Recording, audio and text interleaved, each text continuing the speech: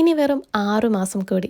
യുകെയിൽ വന്നിട്ട് ഏകദേശം 2.5 വർഷമായെങ്കിലും ഇതുവരെ നാട്ടിൽ പോയിട്ടില്ലെങ്കിലും ഇനി 6 മാസം മാത്രമേ മുന്നോട്ടേക്കുള്ളൂ എന്നോർക്കുമ്പോൾ ഒരു നല്ല വിഷമമുണ്ട് കേട്ടോ. ഇനി വിഷമം നല്ലതും ചീത്തയും ഉണ്ടോ എന്ന് ചോദിക്കുന്നവരോട് എനിക്ക് പറയാനുള്ളത് തീർച്ചയായും നല്ല വിഷമങ്ങളും ഉണ്ട്.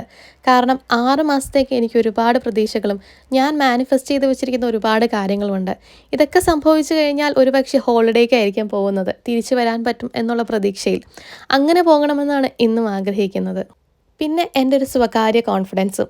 പണ്ട് ഡൊമിസിലറി വർക്ക് ചെയ്യുന്ന സമയത്ത് രാവിലെ 6 മണിക്കത്തെ ഷിഫ്റ്റിന് 5:30 എണ്ണീറ്റ് ക്യാബ് വിളിക്കുന്ന ഞാൻ, ആരും നേരത്തെ ബുക്ക് ചെയ്തിട്ടില്ലെങ്കിലും ഒരു പക്ഷേ ദൈവം എനിക്ക് വേണ്ടിയിട്ട് ഏതെങ്കിലും ഒരു ക്യാബിൻ്റെ ആളെ സെറ്റ് ചെയ്ത് തരികയും പെട്ടെന്ന് തന്നെ റെഡിയായി ഞങ്ങൾ കറക്റ്റ് ഷിഫ്റ്റ് സ്റ്റാർട്ട് ചെയ്യുകയും ചെയ്തിട്ടുണ്ട്. അന്നിട്ടും എപ്പോഴും ചോദിക്കാറുണ്ട്, നിനക്ക് എവിടെ നിന്ന് ഇത്ര കോൺഫിഡൻസ്? ഞാനൊക്കെ ആണെങ്കിൽ തലേ ദിവസമേ എല്ലാം പ്രിപ്പയർ ചെയ്ത് വെക്കുന്നു.